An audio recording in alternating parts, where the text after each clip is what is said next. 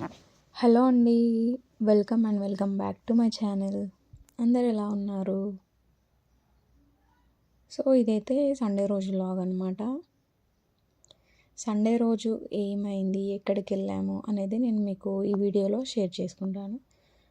So వీడియోని last వరకు చూసేయండి. అండ్ ఇంకా ఎవరైనా చూస్తున్నట్టయితే సబ్స్క్రైబ్ చేసుకోండి,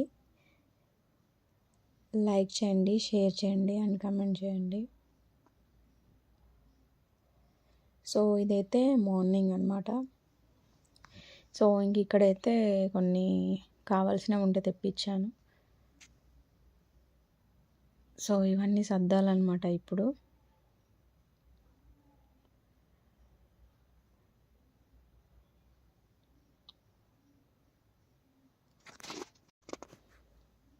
సో ఇవైతే మా హస్బెండ్ తీసుకొచ్చారు. నిన్న తెలిసిన వాళ్ళ స్టోర్ ఉంటే అక్కడికి వెళ్ళి వచ్చే ముందు ఇవి తీసుకొని వచ్చారనమాట. సో పిల్లల కోసం కొన్ని స్నాక్స్ కూడా తీసుకొచ్చిండ్రు.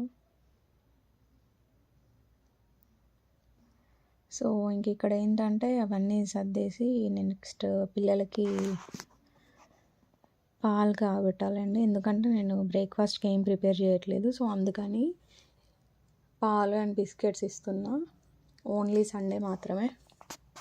ఇంకా మిగతా డేస్ అన్నీ వాళ్ళు ఇంట్లోనే చేస్తూ ఉంటాను, ఇడ్లీ కానీ దోశ కానీ. సో ఎప్పుడైనా పిండి లేనప్పుడు పిల్లలకి ఇట్లా పాలు బిస్కెట్స్ ఇస్తూ ఉంటాను అంతే. రెగ్యులర్గా మాత్రం ఇవ్వను.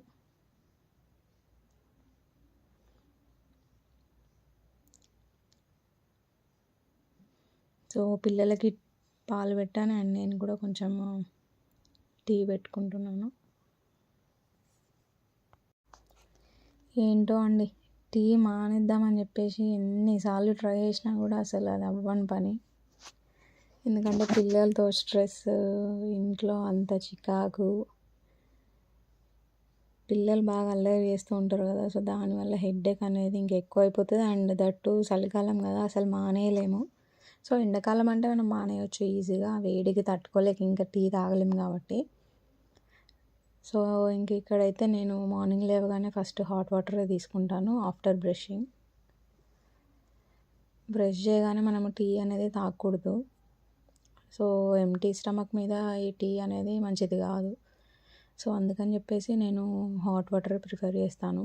సో అందులో లెమన్ కానీ హనీ కానీ ఏం యూజ్ చేయను, జస్ట్ నార్మల్ ప్లెయిన్ వాటరే తాగుతాను.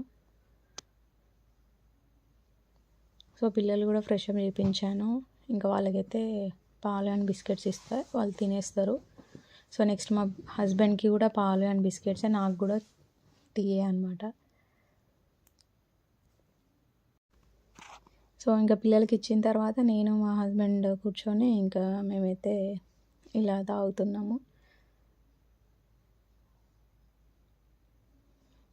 సో నేనైతే ఇప్పుడు టెంపుల్కి రెడీ వెళ్ళిపోయాను ఇంకా. సో వెళ్ళే ముందు వీడియో మాత్రం షూట్ చేయలేదు. సో మర్చిపోయాను. అండ్ టెంపుల్కి వెళ్ళిన తర్వాత తీద్దాం అనుకున్నాను, బట్ కుదరలేదు. సో బయట దర్శనం అయిపోయిన తర్వాత బయటికి వచ్చి కూర్చున్న తర్వాత ఈ క్లిప్స్ అనేటివి నేను తీసాను అనమాట. సో మీరు కూడా చూసేయండి. ఇంక ఇక్కడైతే ప్రసాదం తీసుకొచ్చినాం అనమాట. ఇంకా మా పిల్లలు అయితే ఈ ప్రసాదం తింటున్నారు. సో తిన్న తర్వాత మేమైతే ఇంకా కొన్ని పిక్స్ తీసుకొని ఇంకా ఇంటికి వెళ్ళిపోయామన్నమాట.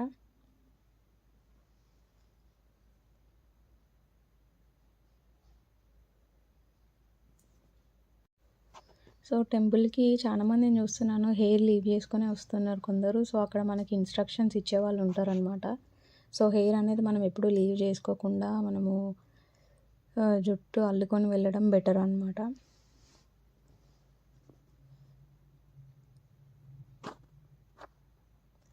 ఇంకా ఇక్కడైతే నైట్ అనమాట. నేను మార్నింగ్ ఏం చేయలేదన్నమాట.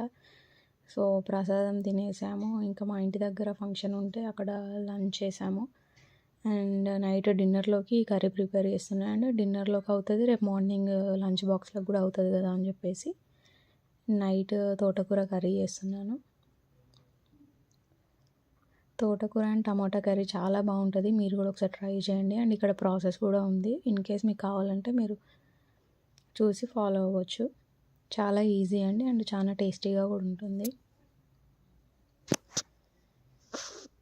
కూరగాయల రేట్ మాత్రం మామూలుగా లేదండి.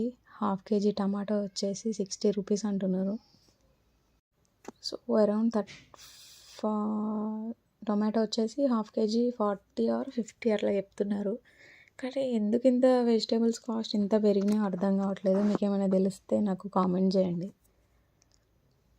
సో ఏది తీసుకోవాలన్నా కూడా హాఫ్ కేజీ 30, 40, 50 అంటున్నారు. మినిమం 50 వరకు ఉంది కాస్ట్ అయితే. ఇదివరకు మనకి పాలకూర కట్టలు 20 రూపాయలకి 4 వచ్చేటివి. బట్ ఇప్పుడు ఒక్కటి కూడా రావట్లేదు. ఒక్కటి వస్తుంది అంటే 15 రూపీస్కి ఒకటి ఇస్తున్నారు.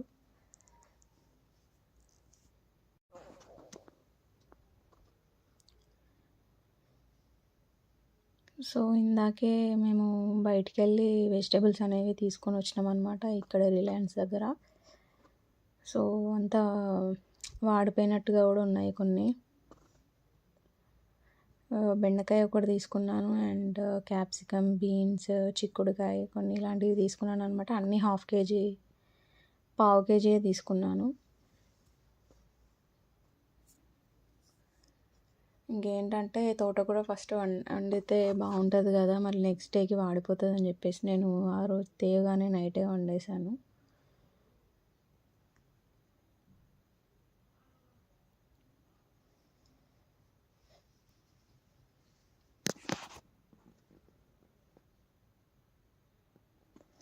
సో ఇందులో తోటకూరలో ఏంటంటే మిర్చి యాడ్ చేయొచ్చు. ఓన్లీ మిర్చితో కూడా కర్రీ చేయొచ్చు. నేను మిర్చి అండ్ చిల్లీ పౌడర్ కూడా యాడ్ చేస్తాను అనమాట. సో మిర్చి ఒక 2-3 వేసుకొని 1 స్పూన్ కారం వేసుకుంటే సరిపోతుంది.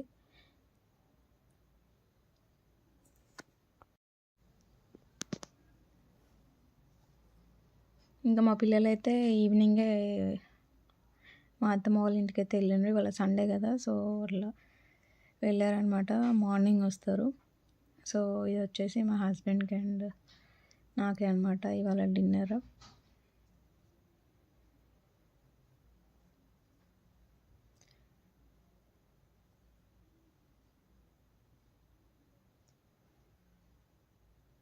సో లాస్ట్లో కొంచెం కొత్తిమీర వేసేసుకుంటే సరిపోద్దండి, కర్రీ రెడీ అయిపోతుంది. అండ్ ఈ కర్రీ కనుక మీరు ట్రై చేసేది ఉంటే నాకు కామెంట్ సెక్షన్లో కామెంట్ చేయండి. And thank you for watching. Please make sure to subscribe to my channel. Thank you for watching. Bye. See you in the next video.